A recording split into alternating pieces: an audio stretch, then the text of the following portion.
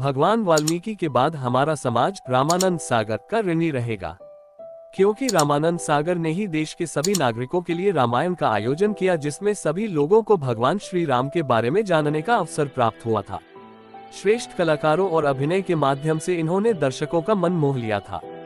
हमें भगवान श्री राम के जीवन के बारे में निकटता से जानने का मौका भी रामानंद सागर की रामायण से ही मिला था। लेकिन इसमें कुछ ऐसी बातें भी है जो टीवी पर रामायण में नहीं दिखाई गई, परंतु वास्तव में वह रामायण का हिस्सा है। एक, भगवान श्री राम की बहन शांता। मित्रों, टीवी पर रामायण में 4 भाइयों का ही जिक्र देखने को मिलता है, परंतु वास्तव में राजा दशरथ के 4 पुत्रों के अलावा सबसे बड़ी एक पुत्री थी जिसका नाम शांता था। शांता राजा दशरथ और कौशल्या की पुत्री थी और दशरथ की पहली संतान थी।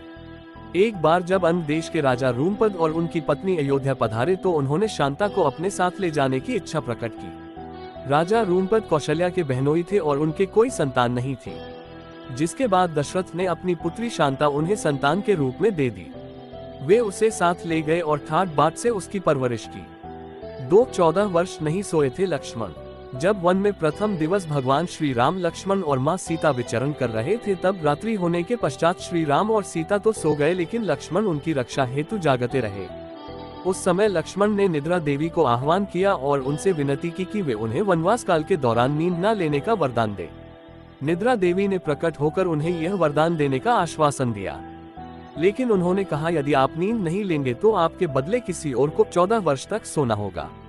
तब लक्ष्मण ने कहा, मेरे बदले मेरी पत्नी उर्मिला अगले 14 वर्षों तक निद्रा की अवस्था में रहेगी। अपने पति की आज्ञा का पालन करते हुए उर्मिला 14 वर्षों तक सुप्त अवस्था में ही रही। अपने भाई और भाभी की रक्षा के लिए लक्ष्मण की ऐसी नियत और त्याग अद्भुत था। अपने भाई की रक्षा करने के लिए लक्ष्मण जीवन में हर कठिनाई प्राप्त करने के लिए तैयार थे। नींद पर विजय पाने के कारण लक्ष्मण को गुडाकेश भी कहा जाता है। 3, रावण की ध्वजा पर वीणा का चिन्ह क्यों? राक्षस रावण की ध्वजा पर वीणा का चिन्ह अंकित था, क्योंकि रावण बलवान होने के साथ एक उत्तम संगीतकार भी था। रावण उस समय का सबसे श्रेष्ठ वीणा वादक था। हालांकि रावण मुक्त रूप से वीणा नहीं बजाता था, लेकिन वह इस कला में निपुण था। अपने संगीत प्रेम के चलते ही रावण ने अपनी ध्वजा पर वीणा का चिन्ह अंकित करवाया था। 4, इतना क्यों सोता था कुंभकर्ण? ये तो हम सभी जानते हैं कि रावण का छोटा भाई कुंभकर्ण 6 महीने तो केवल सोता था। कुंभकर्ण वास्तव में ब्रह्मा जी का भक्त था और उसने ब्रह्मा जी को प्रसन्न करने के लिए कठोर तपस्या की थी। कुंभकर्ण की इच्छा थी कि वह इंद्रासन प्राप्त कर ले। भगवान इंद्र को कुंभकर्ण की इस नियत से भय था। कुंभकर्ण की तपस्या के फलस्वरूप जब भगवान ब्रह्मा उसके सामने प्रकट हुए तो देवराज इंद्र ने मां सरस्वती से आग्रह किया कि वह जाकर कुंभकर्ण की जिह्वा पर विराजमान हो जाए, जिससे कुंभकर्ण अपनी इच्छा से भटक जाए। देवी सरस्वती जब कुंभकर्ण की जिह्वा पर विराजमान हुई तो कुंभकर्ण ने इंद्रासन की जगह निद्रासन प्राप्त करने की मांग कर ली, जिसके चलते कुंभकर्ण आधी साल केवल सोता रहता था। 5, भगवान श्री राम के अन्य भाई किसके अवतार थे? रामायण में इस बात की विशेष चर्चा है कि भगवान श्री राम भगवान विष्णु के अवतार थे और उनके अन्य भाई यानी कि लक्ष्मण, भरत और शत्रुघ्न भी अन्य देवताओं के अवतार रहे थे। लक्ष्मण शेषनाग का अवतार थे, जबकि भरत सुदर्शन चक्र और शत्रुघ्न शंखशैल का अवतार थे। 6, शूर्पणखा स्वयं चाहती थी रावण का विनाश। रामानंद सागर रामायण में हम देख सकते हैं कि जब लक्ष्मण ने रावण की बहन शूर्पणखा का नाक काट दिया था, उसी प्रतिशोध में रावण ने सीता का अपहरण कर लिया था। वास्तव में शूर्पणखा स्वयं ही चाहती थी कि रावण का विनाश हो जाए, क्योंकि रावण जब विश्व विजय पर निकला था तब उसने कई योद्धाओं का वध कर दिया था।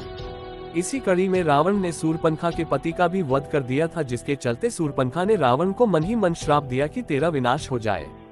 7, लंका में बिना अन्न जल कैसे रही मां सीता? मित्रों, मां सीता ने रावण की लंका में कभी भोजन नहीं किया था।